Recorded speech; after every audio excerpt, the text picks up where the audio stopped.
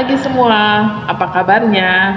Wah, pada hari ini kita sudah bersama-sama ya. Udah beberapa hari ini berjalan di tahun 2023. Wah, Tuhan luar biasa ya. Tuhan sudah memimpin, Tuhan menuntun kita semua.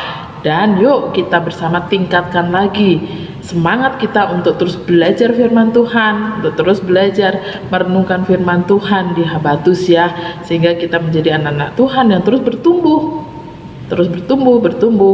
dan bertumbuh di dalam Tuhan.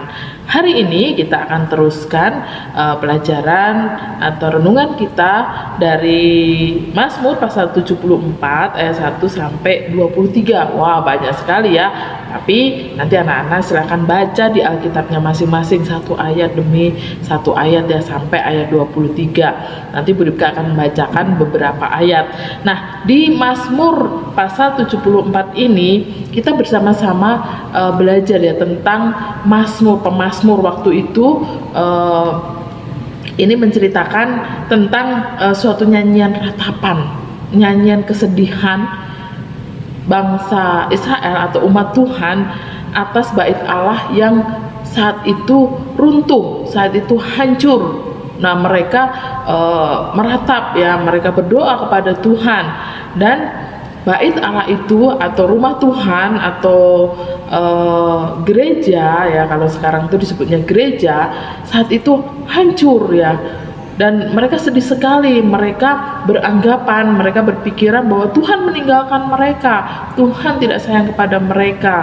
Padahal di sini dikatakan bahwa kenapa bait Allah itu bisa hancur, tempat yang mereka anggap sebagai tempat kehadiran Tuhan ya, kok bisa hancur, Tuhan tidak bersama-sama dengan mereka. Nah, ternyata Tuhan membuat semuanya itu karena bangsa Israel, karena umat Tuhan sudah melakukan dosa di hadapan Tuhan.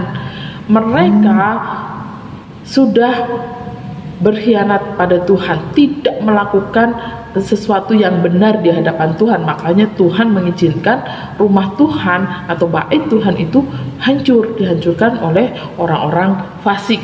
Nah, kemudian dari situ umat Tuhan belajar sesuatu. Yang pertama, di situ dikatakan bahwa Allah berdaulat, Allah yang memimpin, Allah yang memiliki seluruh umat manusia, seluruh jagat semesta ini, alam semesta ini adalah atas kendali Tuhan. Semuanya di bawah kendali Tuhan, semuanya di bawah kuasa Tuhan. Jadi semua umat Tuhan harus percaya kepada Tuhan, harus mengakui akan kepemimpinan Tuhan, akan kekuasaan Tuhan itu. Dan umat Tuhan juga harus sadar bahwa semuanya itu adalah kepunyaan Tuhan, semuanya itu milik Tuhan. Terus di ayat 10 dan 11 di sini dikatakan, berapa lama lagi ya Tuhan lawan itu mencela dan musuh menista namamu terus-menerus? Mengapa engkau menarik kembali tanganmu, menaruh tangan kananmu di dada? Nah, di sini bagian yang ini pemazmur berdoa supaya Tuhan menyudahi, supaya Tuhan itu menyudahi, udah stop penghukuman atas mereka.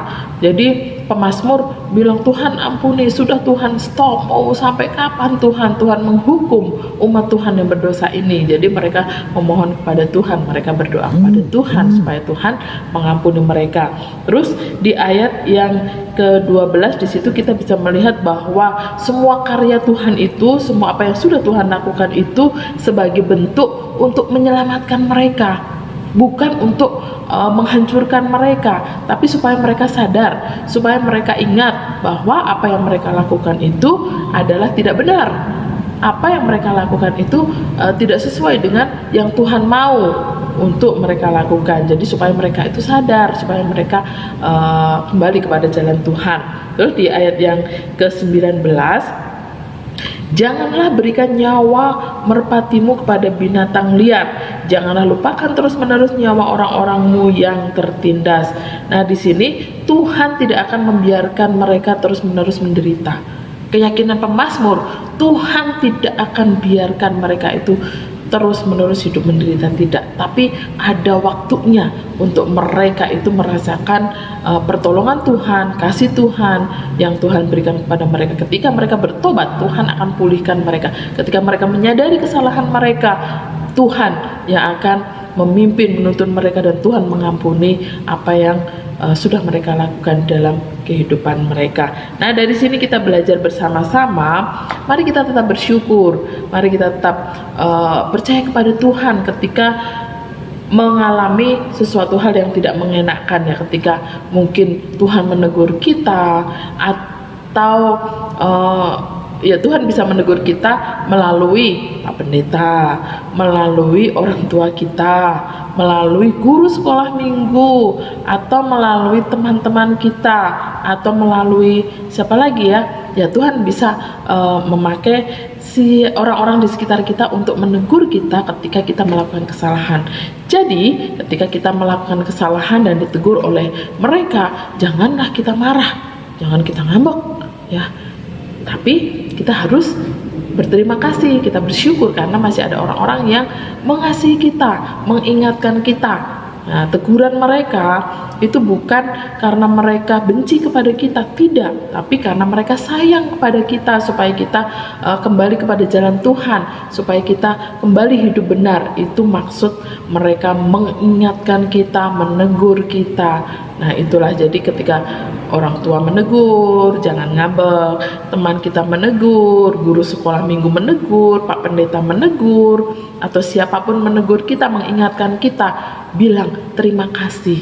Terima kasih Pak Pendeta, terima kasih Papa Mama, terima kasih Ibu atau Kakak guru sekolah minggu karena sudah mengingatkan, ya. Itu jadi firman Tuhan pada pagi hari ini. Yuk kita bersama-sama bahwa ya ketika kita melakukan dosa, ketika kita melakukan kesalahan dan ada orang yang menegur, kita harus bersedia, kita harus menerima, dan semua itu untuk kebaikan kita. Oke, mari kita akan bersama-sama bersyukur dan berdoa kepada Tuhan.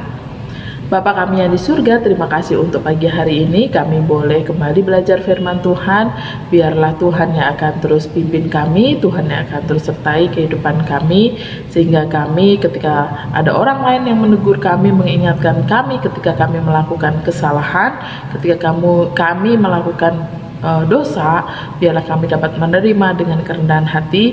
Kami boleh bersama-sama bersyukur, berterima kasih karena Tuhan mengasihi kami, karena Tuhan mengingatkan kami ketika kami bersalah, sehingga kami menjadi anak-anak Tuhan yang berkemenangan, anak-anak Tuhan yang hidup memuliakan nama Tuhan. Terima kasih ya Tuhan, pimpin dan sertai kehidupan kami senantiasa. Di dalam nama Tuhan kami Yesus, kami sudah berdoa. Amin. Selamat pagi, selamat beraktivitas. Tuhan Yesus memberkati.